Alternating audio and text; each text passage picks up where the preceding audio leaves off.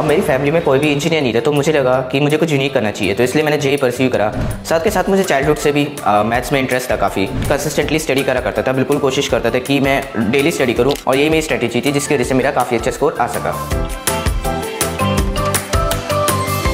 I am वंश Gupta. I joined Akash in class 9 from Meerut branch. मेरे एक फ्रेंड ने मुझे आकाश के बारे में सजेस्ट करा था कि यहाँ के टीचर्स काफ़ी अच्छे हैं और यहाँ का कॉम्पिटिटिव एनवायरनमेंट बहुत अच्छा है, तो मुझे लगा कि मुझे भी आकाश ज्वाइन करना चाहिए। फिर जब मैं अपनी मेरठ ब्रांच पे गया, मैंने वहाँ के रिजल्ट्स देखे, तो मैं देखा कि वहाँ पे लगातार 3 to 4 ईयर्स से लगातार कंसिस्टेंट अच्छा रिजल्ट आ रहा था, तो मुझे लगा कि मुझे भी यहाँ से अपनी जेई की प्रिपरेशन करनी चाहिए, तो मैंने इसलिए यहाँ से 4 ईयर क्लासरूम कोर्स लिया। मेरी फैमिली में कोई भी इंजीनियर नहीं था, तो मुझे लगा कि मुझे कुछ यूनिक करना चाहिए, तो इसलिए मैंने जेई परस्यू करा। साथ के साथ मुझे चाइल्डहुड से भी मैथ्स में इंटरेस्ट था काफ़ी, तो इसलिए मैंने सोचा कि मैं इस इंजीनियरिंग फील्ड में काफ़ी अच्छी जॉब परस्यू कर सकता हूँ, तो इसलिए मैंने जेई परस्यू करा। मेरी प्रिपरेशन स्ट्रेटेजी ये थी कि मैं रेगुलर क्लासेस करता था और कोशिश करता था एक भी क्लास ना छोड़ूं, और मैं रेगुलर टेस्ट भी दिया करता था और टेस्ट कोई भी नहीं छोड़ता था और उनका डेली एरर एनालिसिस करा करता था। साथ के साथ एंड में मैं कंसिस्टेंटली स्टडी करा करता था, बिल्कुल कोशिश करता था कि मैं डेली स्टडी करूं और कंसिस्टेंटली 6 घंटे के अराउंड स्टडी कर सकूं। एंड में FTS हुए, तो उसकी वजह से मेरी काफ़ी एक्यूरेसी और क्वेश्चन सॉल्विंग स्पीड भी काफ़ी इंक्रीज़ हो गई, और यही मेरी स्ट्रेटेजी थी जिसकी वजह से मेरा काफ़ी अच्छा स्कोर आ सका। मुझे जेई मेंस और एडवांस की प्रिपरेशन करते हुए बोर्ड्स में ज़्यादा प्रिपरेशन में दिक्कत नहीं हुई, क्योंकि सिलेबस तो दोनों में सेम ही है। जो मेन डिफरेंस है वो है पैटर्न में। जेई एडवांस और मेंस मेनली ऑब्जेक्टिव है और वो सब्जेक्टिव है। जो दिक्कत थी वो थी इंग्लिश और पीएड में, जो नहीं होते, क्योंकि PCM तो मेरी उसके साथ कवर हो गई थी जब मैंने जेई मेंस की और एडवांस की तैयारी करी थी। बाकी इंग्लिश और पीएड की तैयारी के लिए मैंने 2 महीने पहले अराउंड 1 से 2 आवर निकाल लेता था अपनी प्रिपरेशन के लिए, बोर्ड्स के लिए।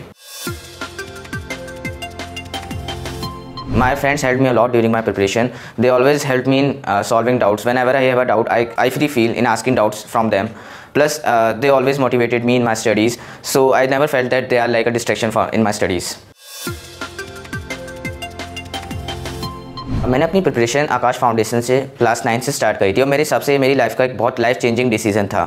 जो मेरे कॉन्सेप्ट्स हैं उन्हें मुझे क्लियर करने के लिए ज़्यादा टाइम मिल गया था। जो मैंने देखा कि जो मेरे साथ के 11th और 12th के बच्चे थे, जिन्हें जिस क्वेश्चंस में या फिर जिस कॉन्सेप्ट में प्रॉब्लम होती थी, वो मेरे पहले से क्लियर हो गए थे, तो इसलिए मेरा लिए स्टार्ट करना मेरे लिए बहुत फ़ायदेमंद रहा।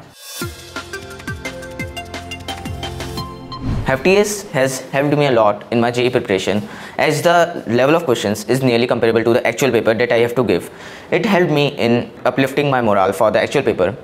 Plus, daily error analysis that I used to do helped me in improving my problem solving skills, plus helped me in increasing my accuracy in question solving.